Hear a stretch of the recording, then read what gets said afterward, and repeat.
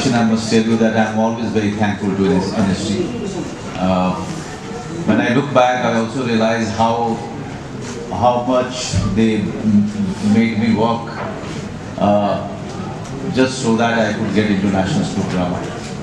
It will always be an ideal institution for me, and I wish I could be 25 again so that I could try all over again to get into National School Drama. That's the kind of place it has in my mind, and I'll always be grateful to them for really making me work harder on myself outside the institute. And now I go there with all the humility. I go there, I'm invited to take few sessions for the children there, and I always come back so enriched. When I come back, I interact with the students, the teachers, and so many senior teachers who are my directors outside. So you learn quite a lot just by being there, and what a fantastic theatre institute that we have in this country. But it is also very sad that we are not taking great care of it.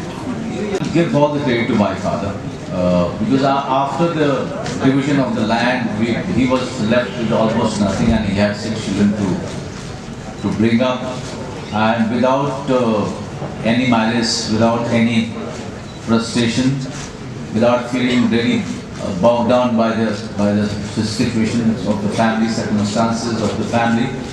He made sure that each and every child at least become graduate, and he succeeded in doing that. And other than that, he always wanted us to just fly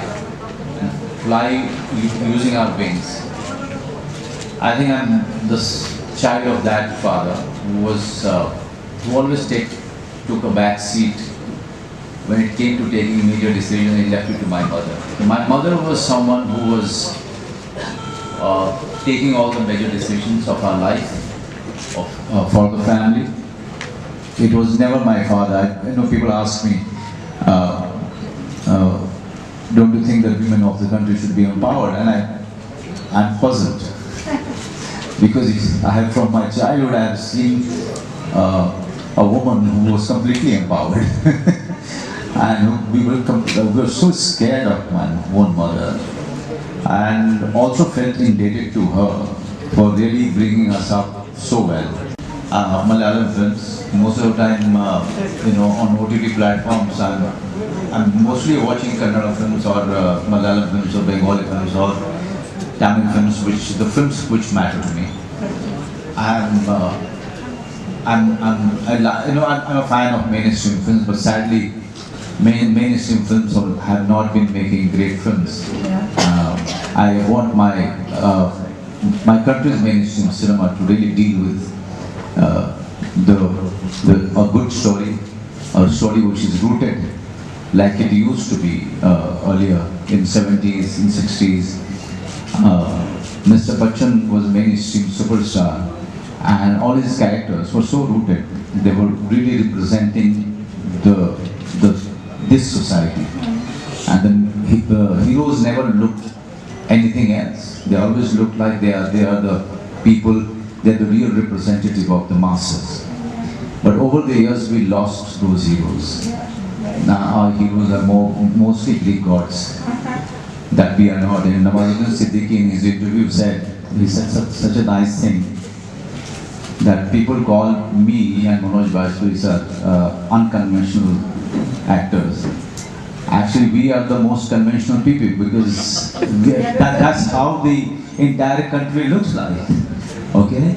The people who are looking like Greek gods are unconventional, because that's not how mostly the Indians look like.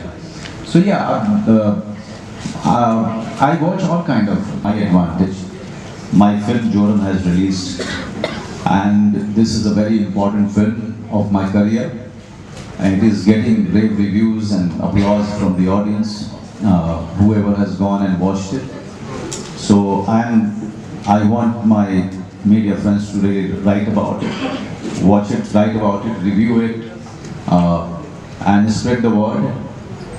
because now is the time when these kind of films start working or getting audience inside the theater viewing will be back to its normal self, because with the films which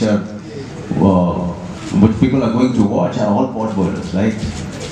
They should also get the same respect as all the mainstream commercial films, and for that it is very important that the media people spread the word, encourage the audience to get inside the theater and watch such a magnificent film that Devashish Makhija, who is from Calcutta,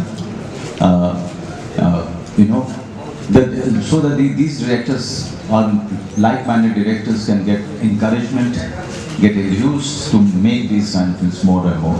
Absolutely. So I expect a lot from my own self, more than the audience expect.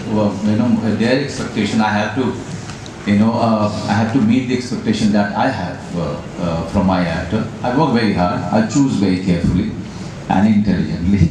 So I'm never thinking about what audience is going to expect from me. I'm always thinking about, will I rise to the occasion?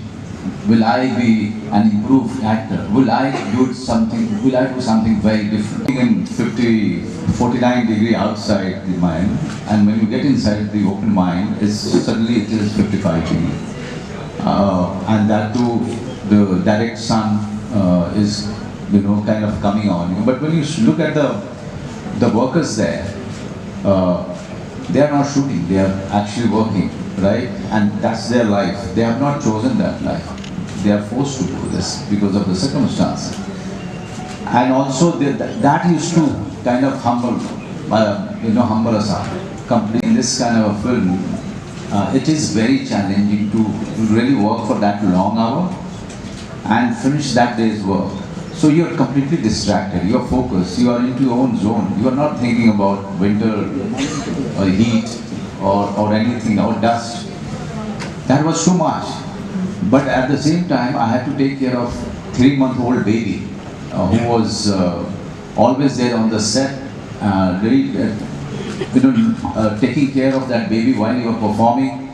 That was the toughest thing for me, because here was a responsibility which was given to me in every shot, to not only perform and perform well, but also look after the baby, because it's a fragile life, Nothing could happen to her, even when I'm doing action or running or jumping. Baby is always with me. So yes, we took that was a dangerous thing to do, but there was a team of 3 people assigned by the production who were really were meant to take care of the baby. As an audience also, when I was not in cinema, I was doing theatre, I have seen many of the actors come and gone, right? Do we talk about Dilip Saab now? No. Soumitra Chatterjee Saab? No. Ray Saab? Not that much. So what happens, such greats, who are part of our life, suddenly once they are gone, when you're sitting and talking about cinema, that is the time you talk about Mr. Day. Otherwise, you're just moving on with your life. So that's the truth. That once you exit from the scene, everything is gone. So that kind of always make me much more humble and force me to really approach my profession with a lot of humility. I'm thankful not only to God but also to the audience and the directors for giving me all the choices. But I also know that I have to make the most of it before I leave and feel satisfied looking at my filmography, because everything else is temporary. With that, what to do with that kind of freedom? But now if you see, they're kind of calming down. Now you will see them being much more responsible in their storytelling and using those things only when it is required for the storytelling. So I think if you don't censor it, people are really intelligent enough to really be sensible when it comes to being a filmmaker or artist. to the roles that I've done in the past. And also it has to excite me. You know, it has to really, going to work every day, requires motivation, encouragement, and that can only come from the roles that you choose. So when the script tells me that this is the one that I'm challenging you to do, to perform me or be part of me, is somewhere out which should be engaging, and I as a reader or audience should relate to it and find it a very, very new and very difficult to do. Difficult for the young minds.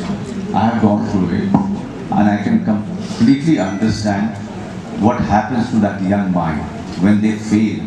They are actually not failing in their mind. They are actually worried about the expectations of the parents. Most of the time. Because the parents are all the time talking about the studies and the coming, and getting into the ranks, the marks, the what they are going to become and how their life will change, and there's so much pressure. Pressure is coming from the peers. The expectation is coming from the parents.